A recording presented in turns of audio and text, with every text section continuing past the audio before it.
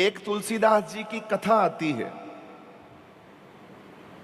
तुलसीदास जी ने जब ग्रंथ लिखना शुरू किया रामायण का, रामायण आज बहुत बड़ा एक हिंदू एक ग्रंथ है। इस रामायण में बड़ा प्रेम है और बड़ी भक्ति है।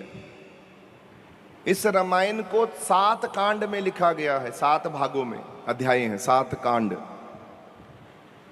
इसी कांड में उन्होंने सारा राम जी का पूरा वर्णन किया है। जब रामायण लिख रहे थे तुलसीदास जी, और इतनी आसान भाषा में लिखा है, ये कोई संस्कृत में नहीं है इतना, ये आम भाषा है। इसको अवधी भाषा में कह दिया, प्रभु आपकी भाषा में, क्योंकि लिखा इन्होंने संस्कृत में ही था पहले, पर वो मिट जाता था ग्रंथ। जब शिवजी महाराज जी ने तुलसीदास जी से कहा कि अब रामायण लिखने का समय आ गया है तुलसी, और उनकी उम्र कितनी थी?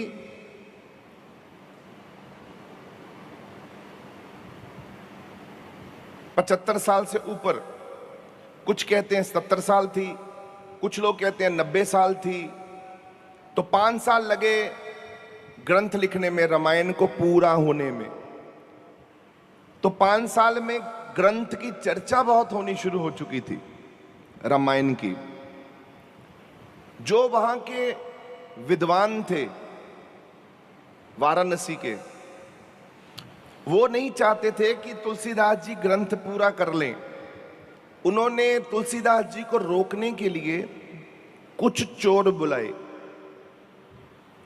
डाकू और लुटेरे बुलाए, और उनको कहा कि देखो ये तुलसीदास जी का स्थान है 80 घाट पर। वाराणसी में एक घाट है 80 घाट, उसको तुलसी घाट भी कहते हैं। उस घाट पर तुलसीदास जी विराजमान थे, जहां वो गंगा स्नान करते थे, और वहीं उन्होंने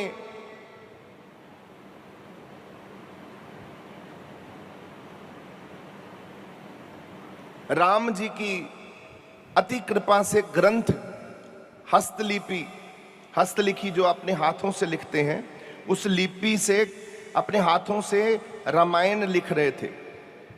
जब रामायण लिख रहे थे तो कुछ चोरों ने आकर उनको बोला गया कि रात को जाओ, उस लिपि को, जो रामायण वाली लिपि है, क्योंकि एक ही लिखा, उन्होंने एक ही होगा, उन्होंने अभी आधा और पूरा किया होगा, शोर बहुत मच गया है कि रामायण लिख रहे हैं, और जितनी लिखी है लोगों को बहुत समझ आ रही है।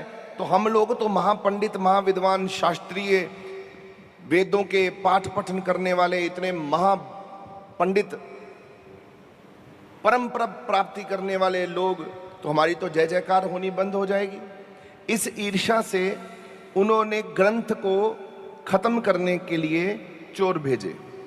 रात को जब चोर पहुंचे तुलसीदास जी के स्थान पर, तो वहां तुलसीदास जी का स्थान, चारों 4 गेट हैं तुलसीदास जी के, 4 दरवाजे, एक यहां, एक यहां, एक यहां और एक यहां, 4 दरवाजे।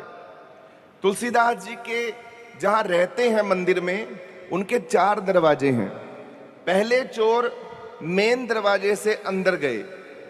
जब अंदर की तरफ जाने लगे, 2 राजकुमार बड़े सुंदर से, धनुष पहने हुए और तगड़े, एन ऊंचे लंबे और एकदम तगड़े, हट्टे कट्टे, खूबसूरत राजकुमार बाहर खड़े हुए, बड़ा धनुष बाण लेकर, और उनकी आंखों में, उनके चेहरे पे बड़ा तेज तप देखकर चोर डर गए।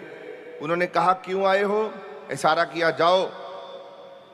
फिर दूसरे दरवाजे से घुसने की कोशिश करी, वहां भी उन्होंने रूप बदल के 2 राजकुमार वहां पर उपस्थित मिले। चारों दरवाजे पर 2 राजकुमार उनको उपस्थित मिले, डर के वो भाग गए।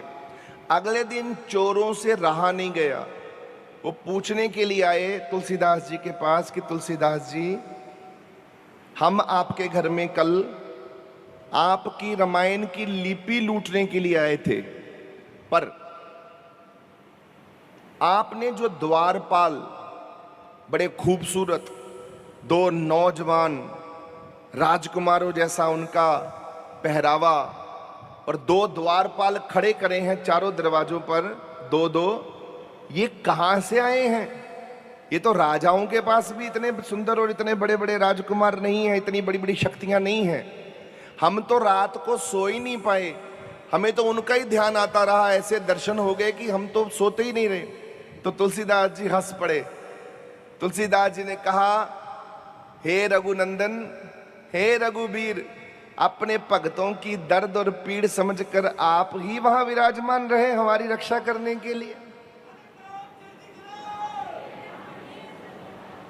हमरी करो हाथ दे रक्षा, चित की पूर्ण होए।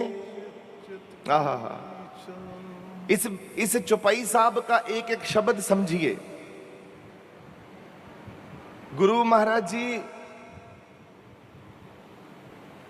हमें ये सिखा रहे हैं कि जब जब होए धर्म की हानि, जब जब होए धर्म की हानि, 12 असुर अधम अभिमानी, तब तब विपद दर प्रभु शरीरा, हरि कृपा निज सज्जन पीरा।